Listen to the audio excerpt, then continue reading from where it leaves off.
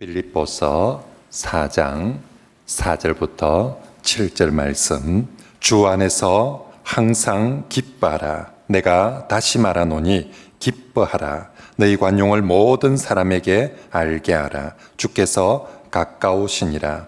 아무것도 염려하지 말고 다만 모든 일에 기도와 간구로 너희 구할 것을 감사함으로 하나님께 아뢰라. 그리하면 모든 지각에 뛰어난 하나님의 평강이 그리스도 예수 안에서 너희 마음과 생각을 지키시리라. 아멘. 오늘 맥주 감사주일 예배를 드립니다. 여러분들의 기도로 제가 안식을 무사히 마치고 건강하게 돌아와서 오늘 맥주 감사주일 예배를 우리 성도들과 함께 드릴 수 있게 되어서 너무너무 감사하고요. 우리 한국교회는 7월 첫 주일을 맥주 감사주일로 지킵니다. 실제로 이제 예전에는 보리농사, 밀농사를 해서 추수하는 기간이어서도 그렇고요. 지금은 이제 우리가 지난 6개월의 삶을 돌아보고 하나님 앞에 감사하는 주일이 맥주 감사주일이고 또 7월 첫 주일이어서 이제 후반기 첫 시작의 날입니다. 후반기 첫 시작의 주일을 하나님께 예배하고 다시 또 하나님께 감사하며 우리 후반기 첫 시작을 하나님의 말씀대로 시작하자. 그런 의미로 지키는 것이 맥주 감사주일입니다. 오늘 맥주 감사주일을 통해서 꼭 지난 6개월을 하나님 앞에 더욱더 감사하고요. 이제 또 후반기를 내다보면서 다시 우리 하나님 말씀대로 살기를 결단하는 그런 맥주 감사 주일이 되길 바랍니다. 사람들은 누구나 행복을 추구하면서 살아갑니다. 그래서 2023년 새해가 시작될 때도 모두 마음속에 소원이 올해는 좀 더 행복했으면 하는 마음으로 살게 되는데, 자, 우리 6개월을 살아왔습니다. 어떻습니까? 정말로 우리의 바람대로 그렇게 행복하게 살아오셨습니까? 아니, 또 이제 후반기 6개월 또 이후도 살아가야 되는데 후반기는 좀 더 행복하게 살아갈 자신이 또 그렇게 살아갈 용기가 있습니까? 안타깝게도 많은 사람들이 행복을 참 좋아하고 또 행복을 추구하면서 살지만, 그리고 또 우리 대한민국 경제의 지표라든지 외국에 나가보면 우리나라의 국가의 위상, 국력이 얼마나 높아졌는지 알 수 있습니다. 이런 모든 좋은 지표들이 있음에도 불구하고 우리 대한민국 사람들의 행복은 갈수록 낮아지고 있습니다. 이건 우리가 분명히 목적하는 바가 행복을 추구하는데 왜 결과는 그렇지 못할까? 지표는, 숫자는 모든 것들이 올라가는데 실제로 우리가 행복을 느끼고 누리지 못할까? 그것은 행복을 추구하며 살지만 행복의 방법론에 있어서, 그죠? 난 처음부터 불행하게 살 거다 이렇게 결심하는 사람은 없거든요. 나 좀 더 행복하게. 그런데 그 행복의 결과가 방법론에 있어서 실패를 하기 때문에 결과가 다 엉망이 되는 경우가 많습니다. 그래서 우리나라 사람들은 대부분 행복의 방법론에 있어서 간단합니다. 더 많이 소유하면 더 많이 행복할 거다. 보편적으로 그렇게 생각하고 달려왔는데, 그래서 더 많이 가져보았는데 행복하지를 않는 거죠. 그러면 방법론의 실패라는 것입니다. 자, 그러면 더 많이 소유하는 게 방법이, 제대로 된 방법이 아니라면 어떻게 하는 것이 참된 행복의 길인가? 오늘 저는 이 문제를 7월 첫 주에 세상의 답, 세상의 방식이 아닌 하나님의 말씀, 성경을 통해서 그 답을, 그 길을 찾아가면 좋겠습니다. 오늘 본문은 사도 바울이 감옥에서 보낸 성경 빌립보서입니다. 사람들은 대개 감옥에 갇혔다 이러면 곧 불행한 것입니다. 정말 억울하고 힘들다, 이게 감옥에 갇힌 모습입니다. 저도 이번에 로마에 방문해서 사도 바울의 이 마지막 감옥에 갇혔던 그곳에 가보았는데, 정말 오늘도 감옥은 안 좋고 힘든 곳인데 그 시절에 뭐 그게 좋겠습니까? 저곳에서 성경을 기록했다라고 하니까. 근데 오늘 바울은 바로 그 감옥에 있으면서도 빌립보서란 성경은요, 성경의 여러 성경들 중에 별명이 기쁨의 성경입니다. 가장 기쁨이 많이 나오는, 어디에서요? 감옥에서. 감옥에 갇혀 있는데 불행하다라고 하지 않고, 감옥에 갇혀 있는데도 가장 기뻐하고 행복하고, 그리고 그걸 성도들에게 또 가르치고 전하고 있는 것이 빌립보서입니다. 분명히 세상적으로 보면 소유는 제일 적어요. 감옥에 있는 사람이 무슨 소유가 있습니까? 소유도 없고 환경은 가장 열악한데, 그러면 거기에 있으면 불행해야 되는데 가장 행복한 기쁨을, 평강을 누리고 있다는 것입니다. 그래서 오늘 본문에 행복의 중요한 요소인 기쁨, 평강, 감사, 이게 오늘 본문에 다 들어 있습니다. 4절 말씀에 보면 기쁨이 나오고요, 6절에 기도와 감사가 나오고, 그리고 7절에 하나님의 평강이 나옵니다. 물론 이 기쁨, 감사, 평강이 행복의 전부는 아닙니다. 그렇지만 누구보다도 기쁨과 평강과 감사가 있는 사람이 다른 것을 소유한 사람보다 훨씬 더 행복해질 수 있는 것은 분명한 사실입니다. 반대로 이런 기쁨과 감사와 평강이 없는 사람은 결코 행복하기가 어려운 것도 사실입니다. 자, 그러면 사도 바울은 감옥에 있는데도 소유하는 것도 없고 환경도 그렇게 좋지 않은데 어떻게 이렇게 평강과 기쁨과 행복을 누리며 살 수 있습니까? 먼저 오늘 성경은 그 비결을 하나님의 일과 나의 일을 구분하면서 행하라라고 가르쳐 주고 있습니다. 한마디로 오늘 성경에 말하는 하나님의 일은 평강과 행복을 주는 것이 하나님의 일이고, 너희의 일은, 우리의 일은 기도하고 감사하는 것이 우리의 일이다라고 말씀을 하고 있습니다. 다시 말하면 행복, 평강, 내가 분명히 추구합니다. 근데 나 스스로, 인간 스스로 만들어낼 수 없는 거라는 겁니다.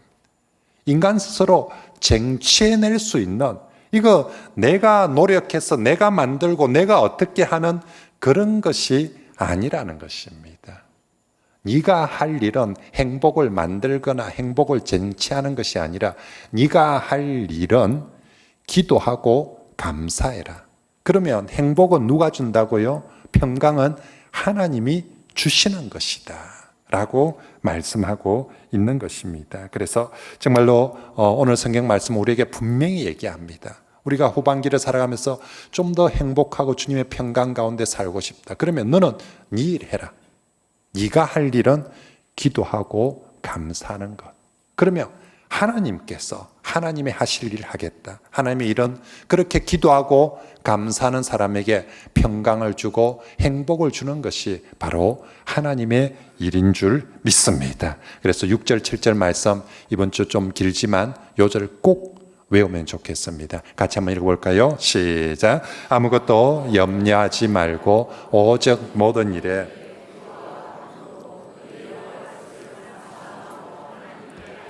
그리하면 모든 지각에 뛰어난 하나님의 평강이 그리스도 예수 안에서 너희 마음과 생각을 지키시리라. 아멘. 믿습니까?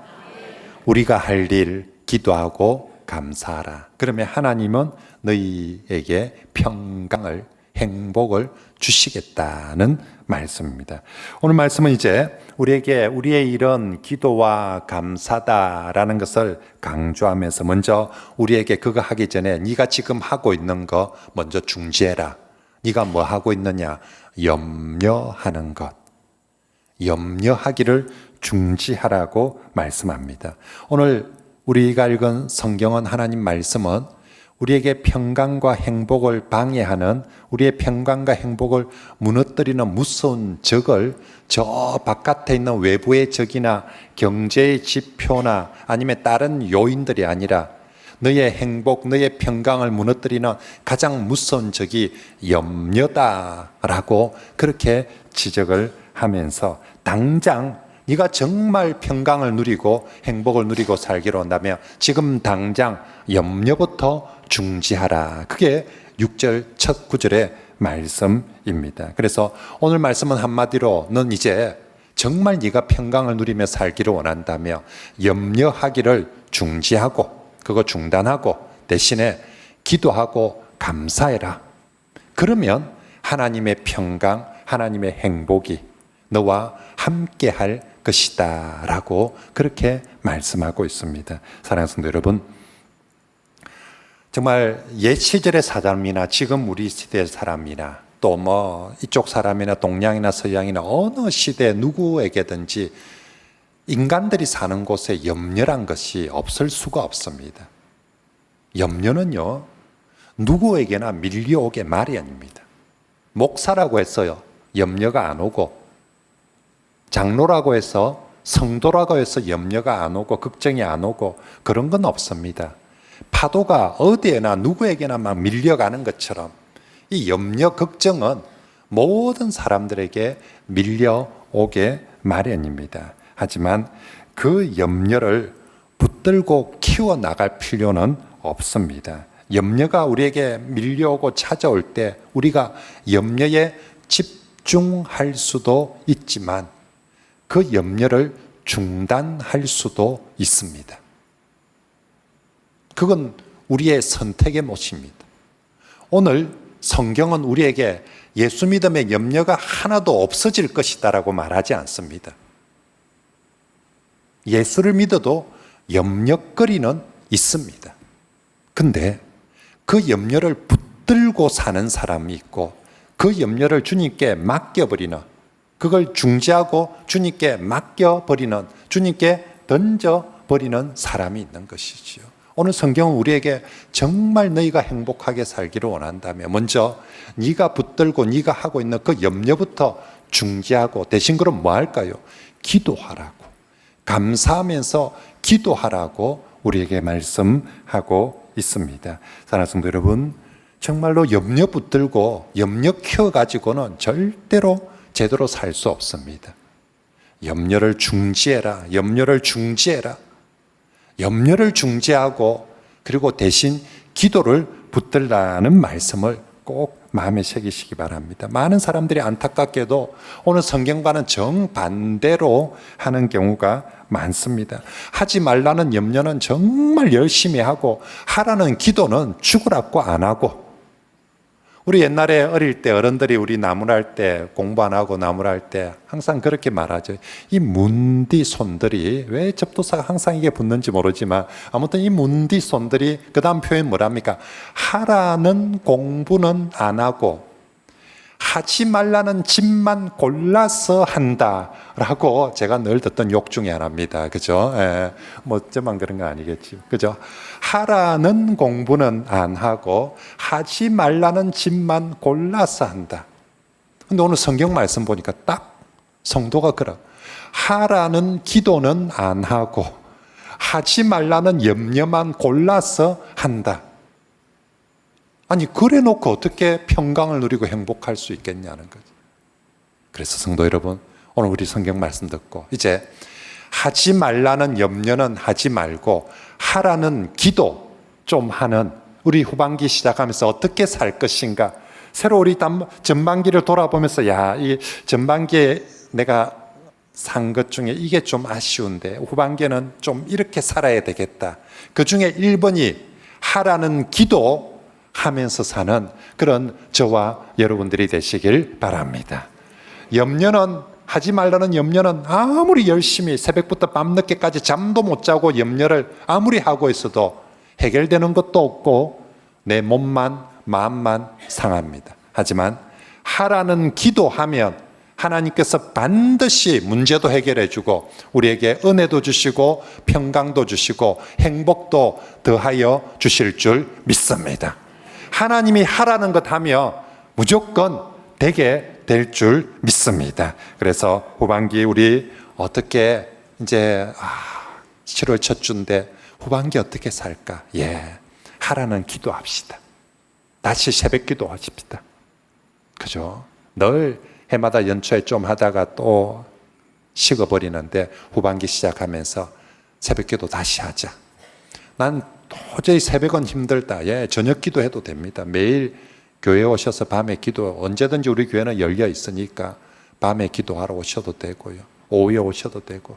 어쨌거나 다시 기도하자. 하라는 하나님이 하라는 거 다시 그렇게 시작하길 바랍니다. 한편 이제 오늘 본문에서 우리에게 기도하라고 말씀하면서 기도를 그냥 하는 것이 아니라 감사하면서, 그죠? 기도하면서요, 불평하면서 기도하는 사람, 억울해하면서 기도하는 사람, 또 안 될 줄 믿고 기도하는 사람도 있습니다. 그렇게 기도하지 말고 오늘 성경은 감사하면서 기도하라. 다시 말하면 감사부터 하라. 기도하면서 뭐 달라 하기 전에, 기도를 할 때는 언제나 먼저 감사하면서 기도하라라고 그렇게 말씀하고 있습니다. 그래서 하나님 말씀하죠. 네가 네 할 일 감사하면서 기도하며 하나님께서 내 할 일 너에게 평강을 주고 행복을 줄 것이다. 다시요. 하나님 우리에게 말씀합니다. 네 할 일, 이제 후반기에 너 할 일 감사하면서 기도해라. 내 할 일, 내가 감사하면서 기도하는 사람에게 평강 주고 행복 줄 것이다.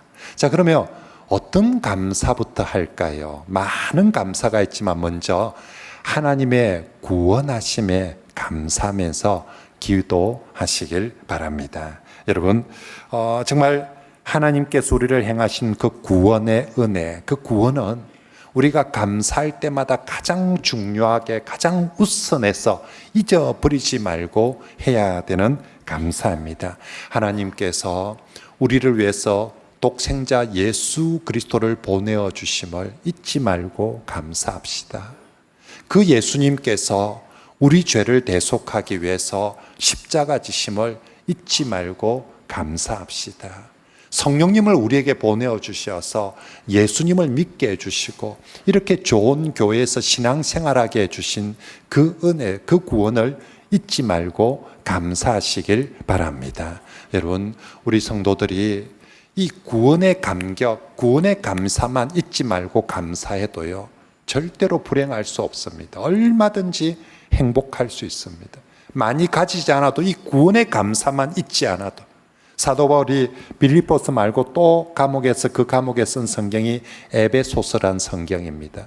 그 에베소서 1장 첫 3절 시작하면서 첫 마디가 찬송하리로다 라고 그렇게 외치고 있습니다. 감옥에 처박혔는데, 감옥에 처박힌 사람이 거기서 한탄하고 원망하는 것이 아니라 감옥에 처박힌 사람이 뭘 생각하느냐며 자기 가진 것, 환경을 생각하며 한탄밖에 나오는데, 감옥에 처박힌 중에서도 삼위 하나님의 구원을 생각하니까 찬송하리로다가 첫 마디로 튀어나오고 있는 것이지요. 하나님의 구원을 생각하는 사람, 하나님께서 베푸신 구원에 감사하고 감격하는 사람은 일이 좀 안 된다고 해서, 돈이 좀 없다고 해서 불평하지 않습니다. 그 구원, 그 감격이 훨씬 더 큰 감사를 일으킬 수 있고 훨씬 더 우리를 행복하게 살아가게 할 수 있는 줄 믿습니다. 반대로 우리가 이 구원의 감격, 이 구원의 감사를 잃어버리면 돈을 잃어버린 것보다, 건강을 잃어버린 것보다 훨씬 더 우리가 불행할 수밖에 없습니다. 그러므로 오늘 맥주감사주의를 맞이해서 다시 한번 하나님께서 내게 베푸신 이 구원에 진심으로 감격하고 감사하는 그런 성도들이 되시길 바랍니다. 두 번째로, 우리가 지금까지 베푸신 그 하나님의 은혜에 감사하면서 기도하시길 바랍니다. 해마다 우린 참 해마다 힘든, 어렵다 하는 한 해를 지나오고 있습니다. 그렇지만 오늘 내가 여기까지 이른 것은 사실은 전적인 하나님의 은혜입니다. 우리가 건강 하나만 생각해도 있죠. 한번 아파본 사람들은 모두 다 잘 알 겁니다. 우리가 남들은 그냥 평범하게 하는 그 하나하나가 아픈 사람에게는 그게 얼마나 간절히 사모하는 것이고요. 그죠? 밥을 먹을 수 있다는 것이, 밤에 잠을 잘 수 있다는 것이, 소화를 시킬 수 있다는 것이, 아침에 일어났는데 머리가 아프지 않고 멀쩡한 정신으로 깨어날 수 있다는 것이, 그리고 걸을 수 있고 활동할 수 있고 말할 수 있다는 그 하나하나가, 그걸 가지지 건강하지 못한 사람에게는 가장 부러운 기적이고 은혜입니다. 그러므로 오늘도 이렇게 좋은 교회에서 맥주감사주의를 지키며 예배하는 것, 정말 전적인 하나님의 은혜인 줄 믿습니다.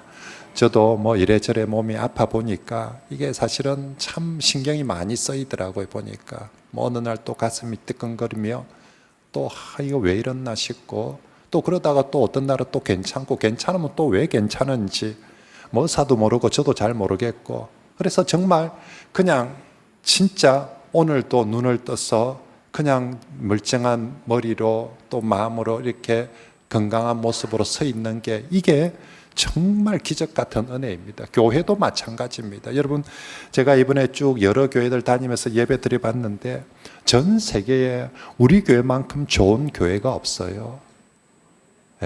별로 아멘 안 하셨어요. 네, 정말 전 세계에 우리 교회만큼 좋은 교회가 없어요. 이런 교회에 와서 예배를 드릴 수 있다는 것, 정말로 전적인 하나님의 은혜인 줄 믿습니다. 그래서 내가 이만큼 가진 것도, 내가 누리는 것도, 내가 여기까지 와 있는 것 모두가 하나님의 은혜인 줄 알고 그 은혜에 감사를 하는 그런 성도들이 되시길 바랍니다. 그래서 여러분, 시편 107편, 그러니까 우리가 시편이 1편부터 150편까지 제일 긴 성경이지 않습니까? 이 긴 성경을 1권, 2권, 3권, 4권, 5권 나누어 나왔어요. 나누면서 있지요. 각 권마다 특징이 있고 그렇게 나눈 이유들이 있거든요. 시편 150편이 있는데 1편은 왜 맨 앞에 가 있을까요? 150편은 왜 맨 끝에 가 있을까요? 제5권은 왜 제5권이라고 나누어 놓고 그 제5권의 첫 시편이 107편입니다. 제5권은 이제 시편을 마무리하면서 우리에게 어떻게 이제 마무리할 것인가. 그 시편 107편 첫 구절에 뭐라고 하느냐며, 여호와께 감사하라. 그는 선하시고 그 인자심이 영원함이로다 라고 하면서 시편 5권을 이제 마지막 시편을 기록하고 정리하면서 우리 다시 하나님께 감사하면서 마무리하자. 무엇에 감사할까? 그 인자심과 그 선하심에 감사하자. 그래서 제5권은 저 구절이 제일 많이 나옵니다. 여호와께 감사하자. 그 선하심과 그 인자심에 감사하자. 그래서 시편 107편부터 150편까지는 이 구절 중심으로 우리 인생의 마지막을 어떻게 하나님께 감사하자. 그 선하심과 그 인자심에 감사하고 감사하면서 살아가자라고 외치는 게 마지막 시편 5권의 말씀들입니다. 우리 이제 후반기 첫 주일입니다. 우리 후반기를 어떻게 살 것인가? 정말로 우리 하나님 베푸신 그 인자하심과 그 선하심, 그 은혜 기억하고 감사하고 감사하면서 후반기를 살아가는 그런 성도들이 되시길 바랍니다. 하나님의 은혜를 기억하는 사람, 하나님의 은혜를 감사하는 사람에게 하나님께서 후반기에 더 큰 은혜를 베풀어 주실 줄 믿습니다. 그죠? 은혜를 소중히 기억할 줄 아는 사람, 은혜를 감사할 줄 아는 사람에게 하나님이 또 다른 은혜를 베풀어 주시는 것이지요. 우리 성도들이 그렇게 은혜 받는 성도들이 되시길 바랍니다. 마지막으로 후반기 우리 첫 주일을 하나님의 동행하심에 감사하면서 그렇게 기도하시길 바랍니다. 제가 이번에 이제 한 달 동안 외국에 있으면서 정말 이 낯설은 땅, 그렇다고 우리가 영어를 유창하게 해가지고 말이 잘 통하는 것도 아니고, 이 낯설은 땅, 낯설은 환경에서 좋은 가이드가 있다는 것이, 내 곁에 손을 잡고 함께 인도해주고 도와주는 가이드가 있다는 것이 얼마나 고맙고 좋은 일인지. 반대로 진짜 그 낯선 땅에서 정말 나를 도와줄 수 있는 가이드가 아무도 없을 때 애들 표현을 하면 딱 그대로입니다. 개고생합니다. 네, 가긴 가는데 정말 모든 게 정말 개고생하는 거지요. 여러분, 우리가 낯선 땅에 살아갈 때도 그런데 이제 낯선 시간은 어떻게 할까요? 우리가 2023년 후반기의 시간들, 우리가 낯선 땅은 거기 오래 산 가이드가 있고 전문가가 있다 하는데, 낯선 시간은 목사도 여러분들도 아무도 가보지 않은 정말 생소한 시간들입니다. 그 시간들은 어떻게 해요? 그냥 무대 보러 가면 됩니까? 예, 갈 수는 있겠죠.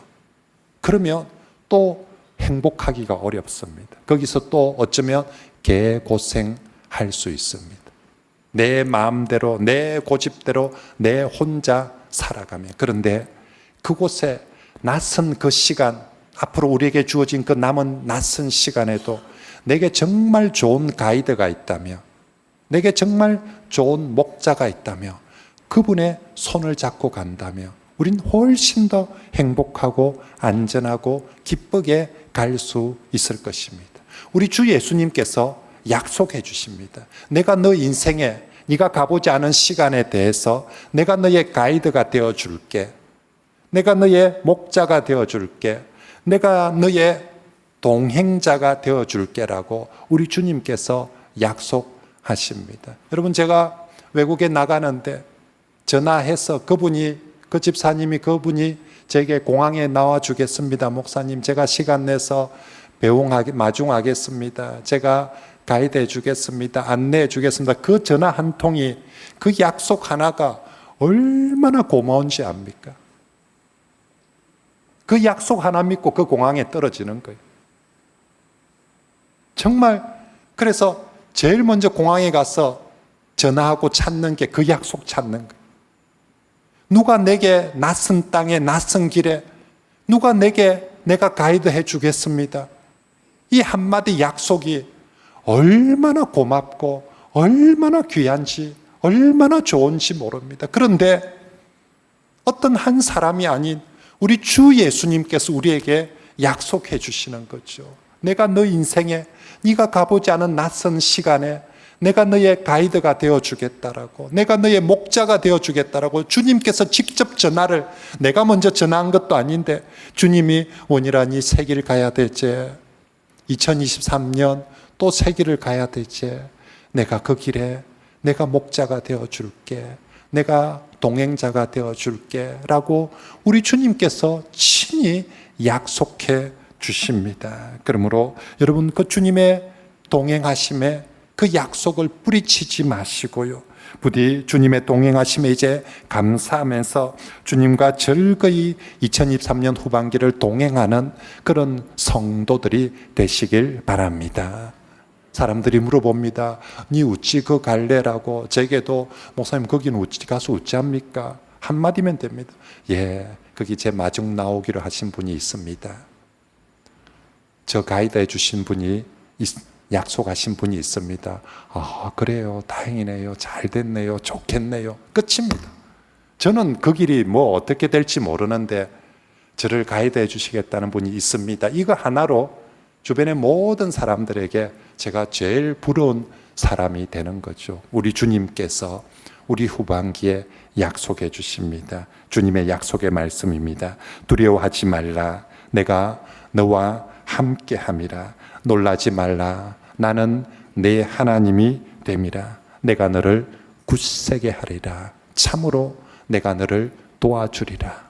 참으로 나의 의로운 오른손으로 너를 붙들리라.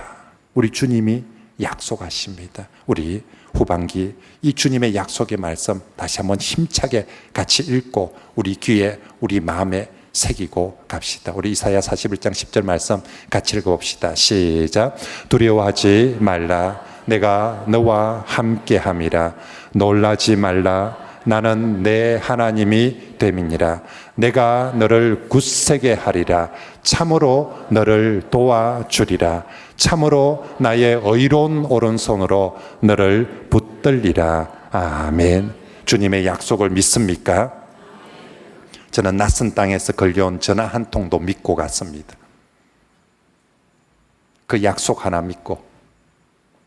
그죠? 그런데 정말로 사람이 하는 약속이 아닌 우리 주님의 약속. 두려워하지 말라. 놀라지 말라. 네가 2023년 후반기를 걸어갈 때도 내가 너와 함께 하리라. 내가 너를 도와주리라. 내가 너를 굳세게 하리라.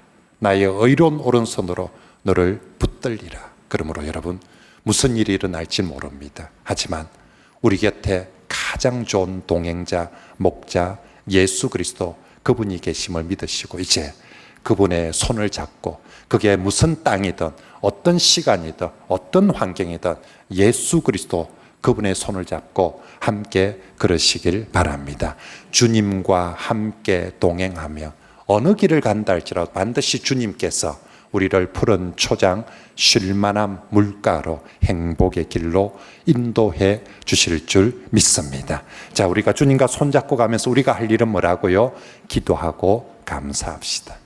옆에 우리 가이드 있는데 내가 계속 불안해하고 염려하고 계속 이렇게 하면 구시렁거리고 하면 옆에 가이드가 불편해합니다.